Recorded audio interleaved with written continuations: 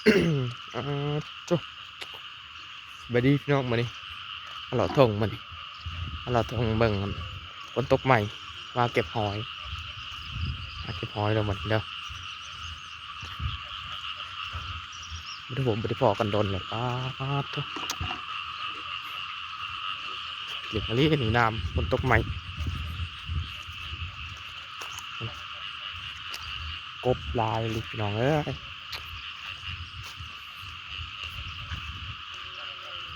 โอ้น้ำน้องเต็มน้องปลอเลยเป็นไงตัวบรรยากาศอยู่ทงหน้าเด็กมาลี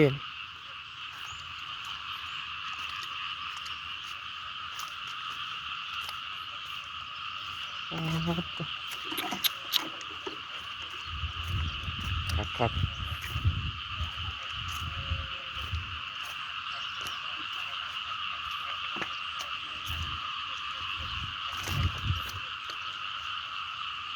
โอ้โห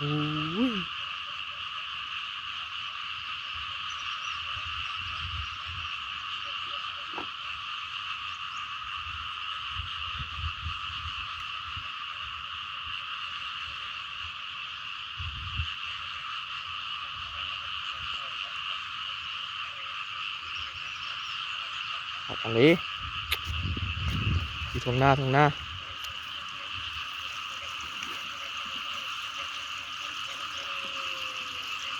หลังใบหลังนะ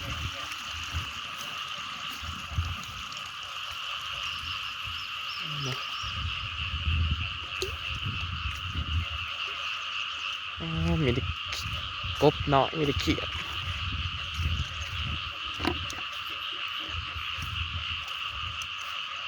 คัก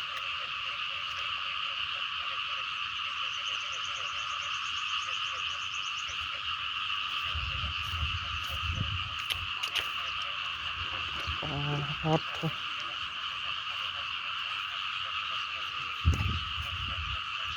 น้ำลายครับ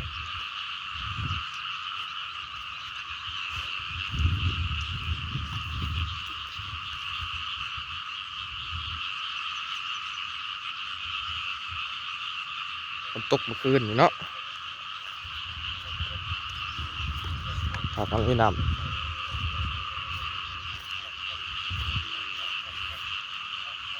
ดำหน้าได้เลย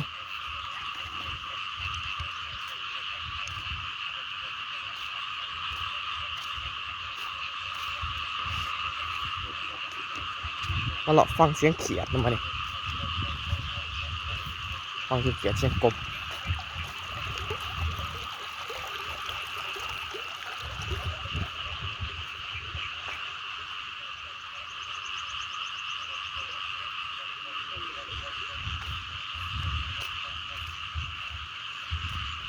เขาหยอดได้ดิเขาหยอดนำทั่วหมด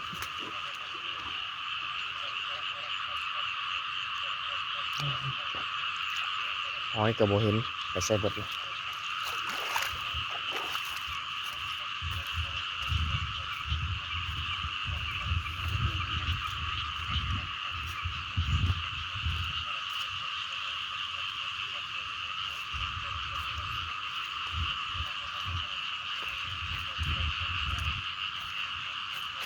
เอ้ามีแต่น้ำท่วมหมดเลย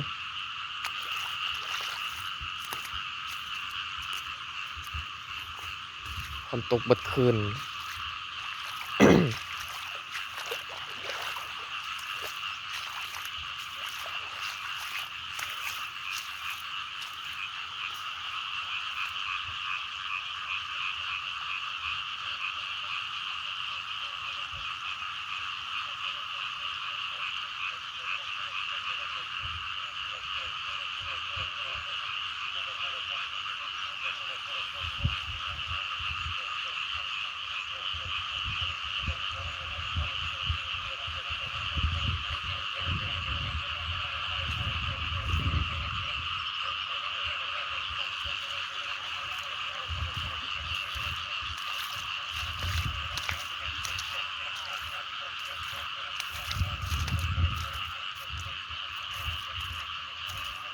ยำใหม่ยำหน้า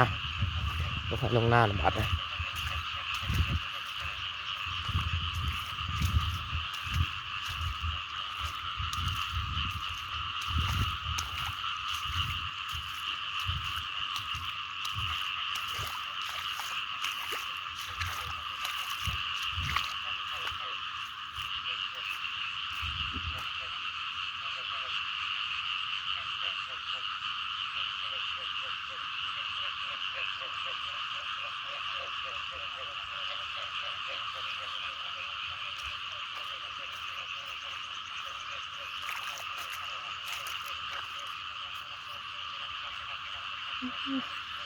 ครับอันนี้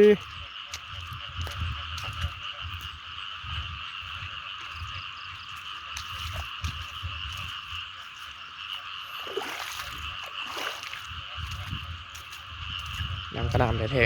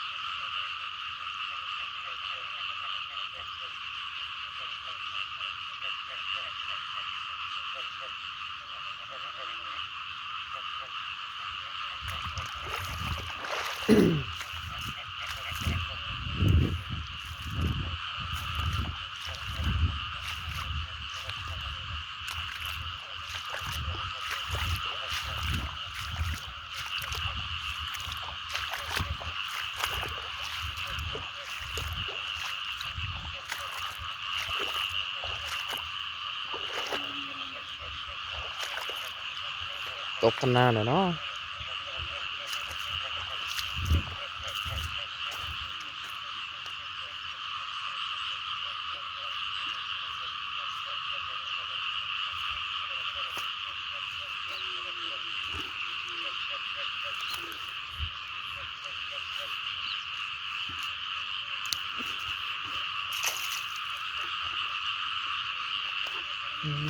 น้ำถ่วมพี่น้องว่าหมดแดงวิ่งมันอยู่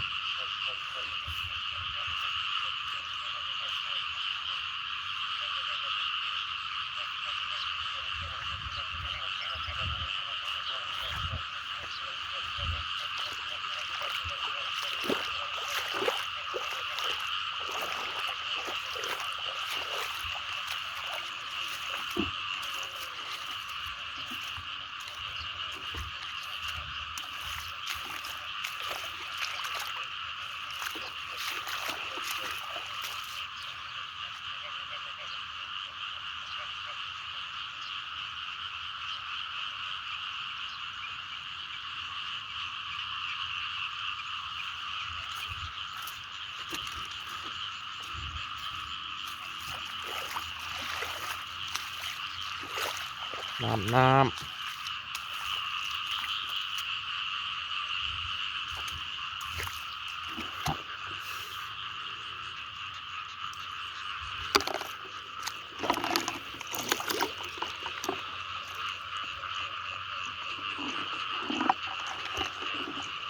ไว้กับบ่มี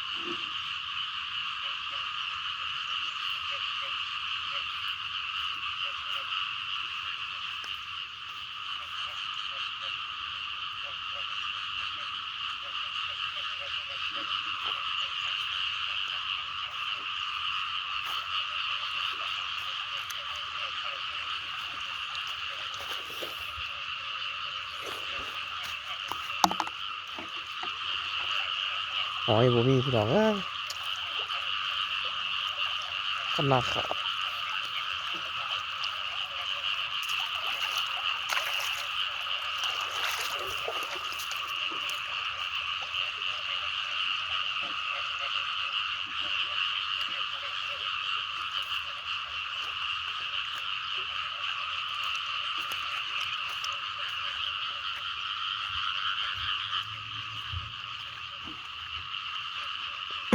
ไปก่อนไปก่อนพี่น้องเอ้ยไปก่อน